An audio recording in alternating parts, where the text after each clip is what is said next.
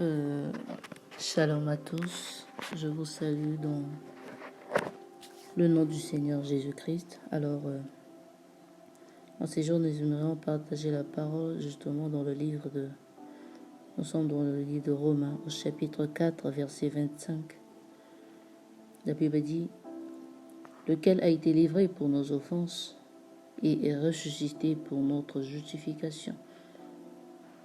Je lis Romains 5 au verset 18, la Bible dit, ainsi donc, quand par une seule offense, la condamnation a atteint tous les hommes, de même par un seul acte de justice, la justification, qui donne la vie, s'étend à tous les hommes. Amen.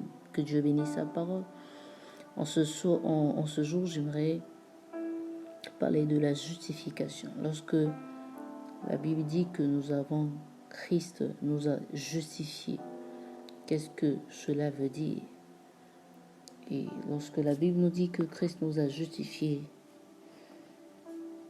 je vais prendre cette belle illustration pour nous faire comprendre cette parole. C'est que nous, tout homme, la Bible dit que tous ont péché, sont privés de la gloire de Dieu. Lorsque Adam a péché, nous n'étions pas encore nés.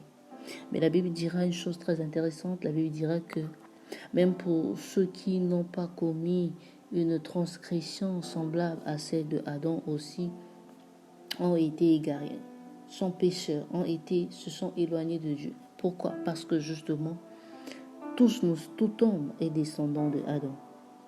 Et lorsque Adam a péché, nous étions tous dans ses entrailles parce que Adam, toute l'humanité était justement dans ses entrailles.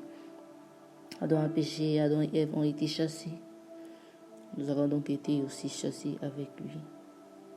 Ainsi, l'homme a été séparé de Dieu. Et la Bible dira que par le péché, la mort est entrée dans le monde. Et l'homme a été séparé de Dieu. Il a fallu donc que Dieu puisse résoudre ce problème. C'est que de rétablir sa relation avec l'homme. Mais la seule solution, justement, c'est qu'il y avait quelque chose qui mettait une barrière entre Dieu et l'homme, le péché. Le péché est entré dans l'homme, est devenu une nature. C'est ainsi que le péché a commencé à régner depuis Adam jusqu'à notre génération.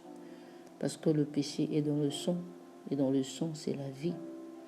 Scientifiquement, il est prouvé que l'enfant hérite, un enfant, lorsqu'il naît, il hérite de l'ADN de son père.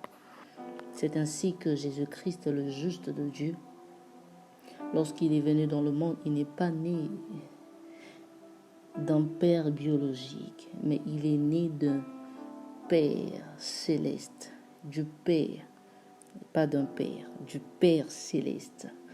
Il est né de Dieu, il est sorti de Dieu. Il est né avec quel sang?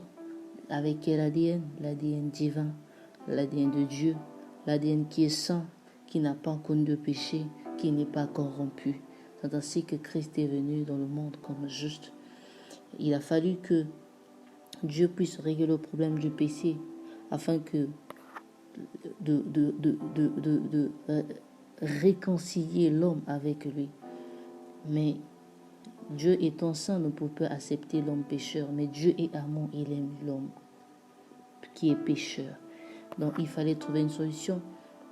La solution, c'est que Dieu a envoyé son Fils unique, qui est le juste, afin que le juste, son Fils qui est Jésus-Christ, puisse prendre la place de l'homme qui est pécheur. Cette illustration, c'est laquelle? Jésus-Christ, il est juste, il n'a pas péché. Moi, je suis pécheur, ok. Je suis pécheur, je suis loin de Dieu. Mais Dieu veut me réconcilier avec lui. Alors Christ me donne sa place de juste, il me donne. Et donc il me donne sa justice. Et il prend mon nature, il prend ma place de pécheur. Il prend ça sur lui. C'est ainsi qu'on appelle la justification. Là où j'étais condamné à mourir à cause de mon péché, Christ, il est mort à cause de mon péché.